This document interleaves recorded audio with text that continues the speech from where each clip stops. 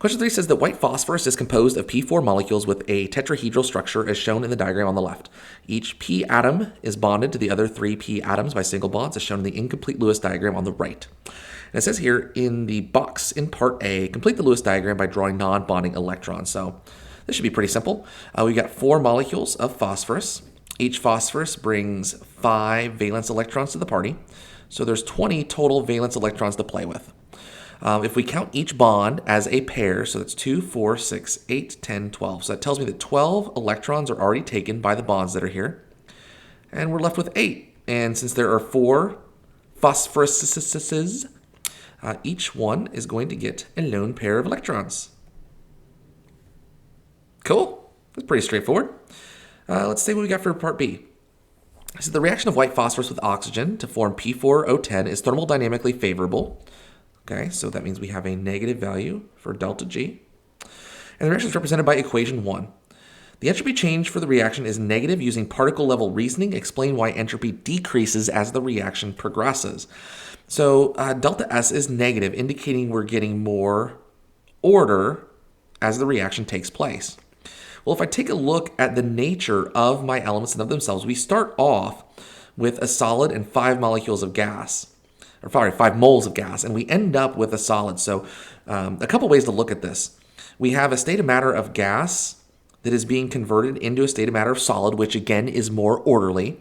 We can also look at the fact that we have 6 moles on the left-hand side of our equation and 1 mole on the right-hand side. So that is an indication of more order as well. So some combination of both of those is probably the best answer choice for this particular response, indicating that there's more order because we're taking 5 moles of gas and converting them into 1 mole of solid.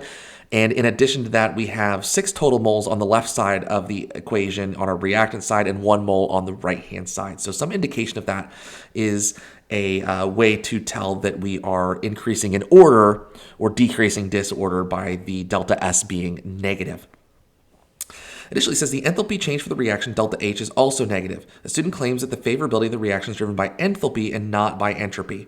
Is the student's claim correct? Justify your answer by using the relationship between delta G, delta H, and delta S. So, delta G is negative, delta H is negative, and delta S is negative. So, if we kind of put just signs in for our equation, because in this we're going to use our delta G equals delta H minus T delta S. We're not going to do any mathematical calculations with this, but let's see what we get here. So, delta G is negative, delta H is negative, and T delta S is also negative. So if we break this down a little bit more, we're essentially trying to figure out what is causing delta G to be negative in this equation. So if I go through and analyze this, right, delta H is a negative value. If I subtract the negative from that, that's essentially like adding a positive. So a negative value for delta S is not contributing to the negative value for delta G. So the student is correct. This negative delta H value is what is making delta G negative. A negative value for delta S does not contribute to the thermodynamic favorability of the reaction. In fact, it does the opposite. And in fact, the positive nature of T delta S here actually makes the reaction less thermodynamically favorable. So when it says the reaction is driven by enthalpy, the student is absolutely 100% correct.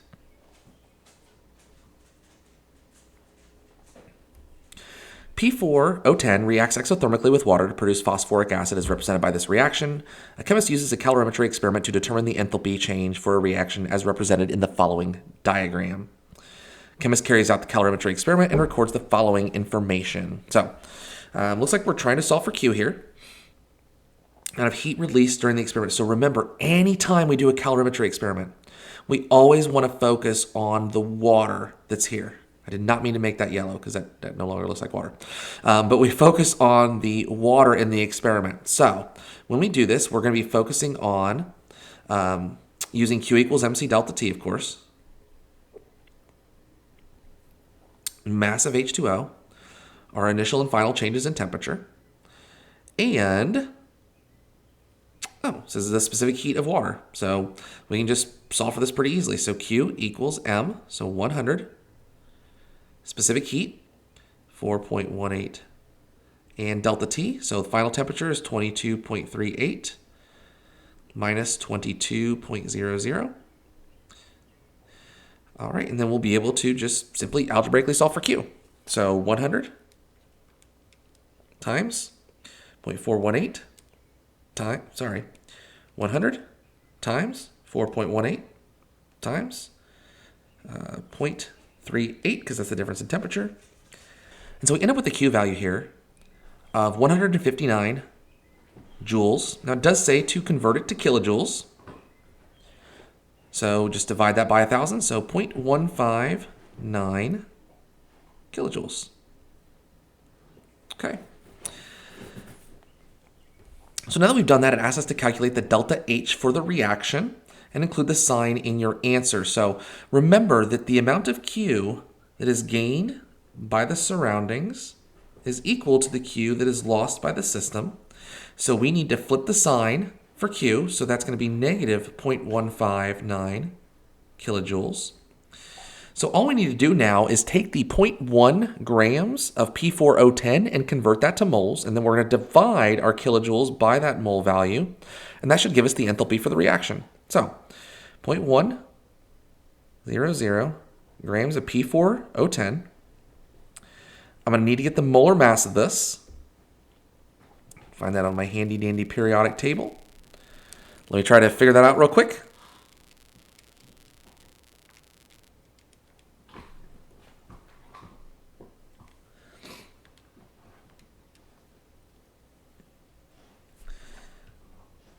So 283.88. When I solve for moles,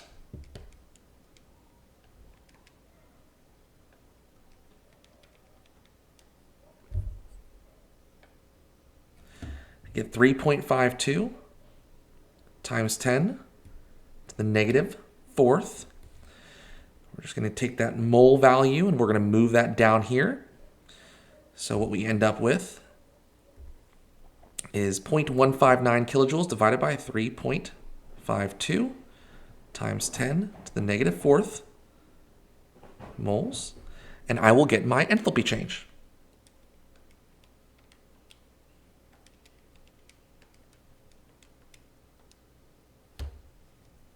And I get a value that is negative 452 kilojoules per mole.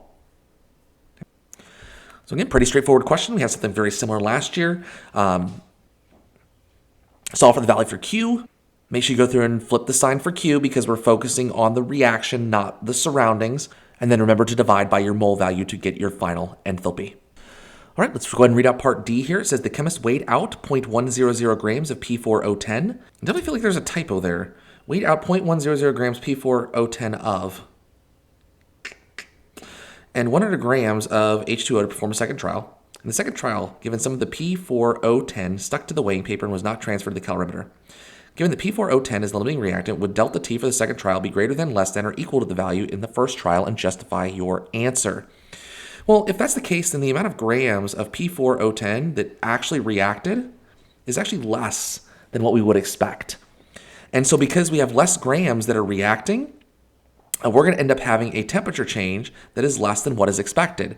And if the temperature change is less than what is expected, oh, that's just simply it. I thought they were going to ask about enthalpy change, but no, it says, would the delta T for the second trial be greater than, less than, or equal to that of the first trial? Well, it's going to be less. If we have less grams of P4O10 react, then that means that the amount of grams reacted, as we discussed, is going to be less, and so the amount of enthalpy change as a result of that reaction is going to be less as well. So, yeah, pretty straightforward there. As the P4 also reacts readily with Cl2 to produce phosphorus trichloride, which in turn reacts with Cl2 in the equilibrium process to produce PCl5. Reactions are represented below by equations 3 and 4. And it says to calculate the standard enthalpy change of PCl5 given this equation. Okay, so we have a Hess's law type equation here. Ooh. This one's a little bit tricky. We got a lot of fractions that are here, so it makes this a little more challenging. So it looks to me like this first equation here is going to have to get divided by 4 in order to produce the right value here. So that ends up with 1/4 P4. It ends up with a PCl3 as well. I also noticed that I need to keep PCl5 on the right side and cancel out the PCl3 on the left. So I think this is going to end up working out for us in the end here if we divide this by 4 and keep this value the same. So we're going to take negative 1148, divide that by 4. So negative 287. And then I'm going to add to that negative 88 with enthalpy values. When you do Hess's law, you just simply add them together. So negative 287 plus negative 88 gives us negative 375 kilojoules per mole. Awesome. So let's keep moving on. Scroll down here.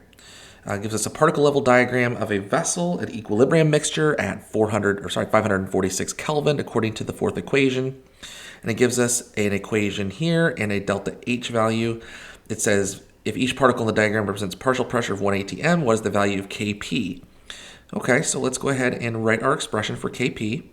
Again, products over reactants, so it's the partial pressure of PCl5 over the product of the partial pressure of PCl3 times the partial pressure of Cl2.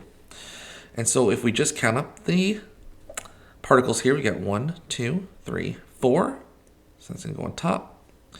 We have 1, 2 down at the bottom, and then 1, 2, 3, 4, 5, 6.